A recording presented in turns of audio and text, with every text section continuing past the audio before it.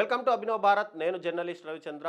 Hyderabad central యూనివర్సిటీకి రీసెంట్గా జరిగినటువంటి ఏదైతే విద్యార్థి విభాగానికి సంబంధించిన ఎన్నికలు ఉన్నాయో ఆ ఎన్నికల్లో పూర్తిగా కూడా ఏబీవీపీకి సంబంధించిన విద్యార్థి విభాగము అన్ని విభాగాల్లోనూ కూడా క్లీన్ స్వీప్ చేసిందనే చెప్పుకోవచ్చు.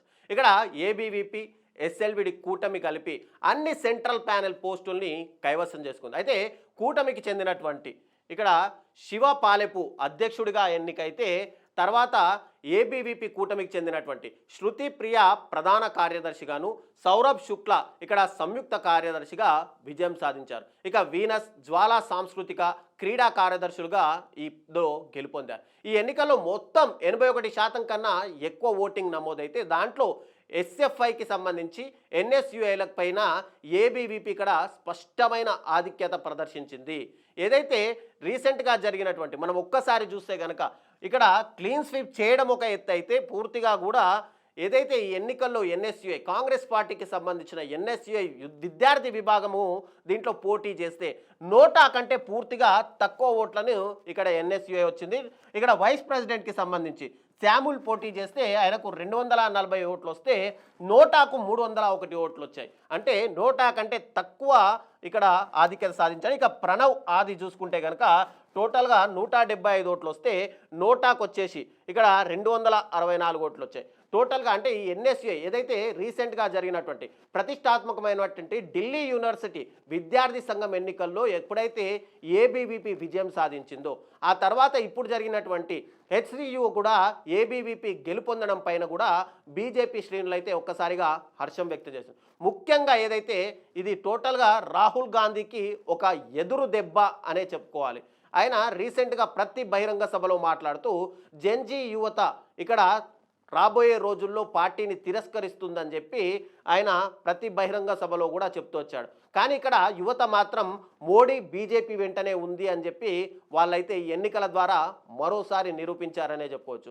ఇక రాహుల్ గాంధీ చెప్పినటువంటి జెన్జీ విప్లవం గురించి ఆయన ఏదైతే కలలు కంటున్నారో ఆ కలలు పూర్తిగా తొలగిపోయాయనేది మనకి ఎన్నికల ద్వారా స్పష్టంగా అర్థమవుతుంది. ఎందుకంటే ఏదైతే ఢిల్లీ యూనివర్సిటీ కాకుండా పాట్నా యూనివర్సిటీ కానీ, పంజాబ్ యూనివర్సిటీ కానీ, జేఎన్యూ కానీ, ఆ తర్వాత జరిగినటువంటి ఢిల్లీ యూనివర్సిటీ కానీ, తర్వాత గౌహతి యూనివర్సిటీ కానీ, తర్వాత మణిపూర్ యూనివర్సిటీ కానీ, ఇక ఉత్తరాఖండ్లోని అనేక యూనివర్సిటీల్లో కూడా టోటల్గా ఏబీవీపీ అంటే భారతీయ జనతా పార్టీకి ఒక అనుబంధ సంస్థగా ఉన్నటువంటి ఏబీవీపీ ఇక్కడ సత్తా చాటుతూ వచ్చింది. ఇప్పుడు హైదరాబాద్ సెంట్రల్ యూనివర్సిటీని కైవసం చేసుకోవడంతో ఆ పార్టీ అంతకంతకు పెరుగుతుందనే చెప్పుకోవచ్చు.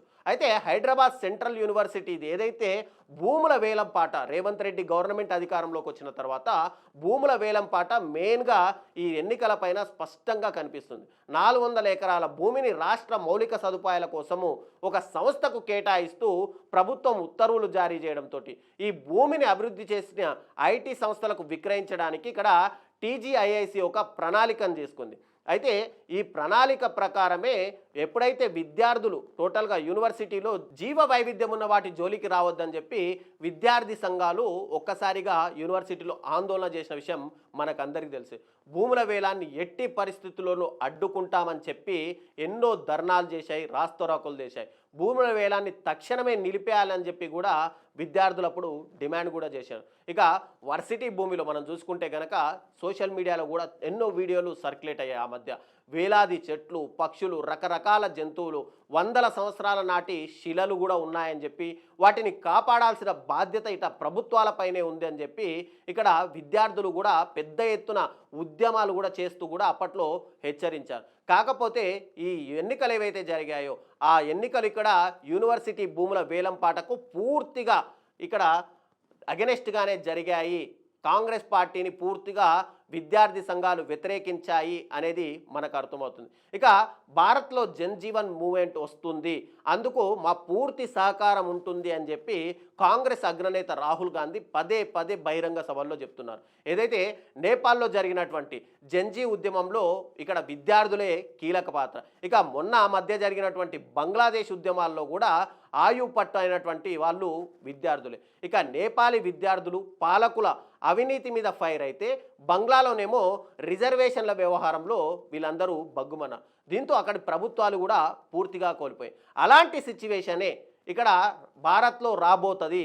ఇక్కడి యూత్ అంతటి ఆగ్రహావేశాలతో ఉన్నారు అని చెప్పి రాహుల్ గాంధీ పదే పదే మాట్లాడుతున్నారు. అయితే నిజంగానే భారత్లో ఈ జెన్జీ ఉద్యమం వచ్చే అవకాశం ఉందా అంటే మనం దాని గురించి మాట్లాడితే ప్రస్తుతం భారత్లోని విప్లవాగ్ని జ్వాలలు ఎక్కడా కూడా మనకు కనిపించట్లేదు.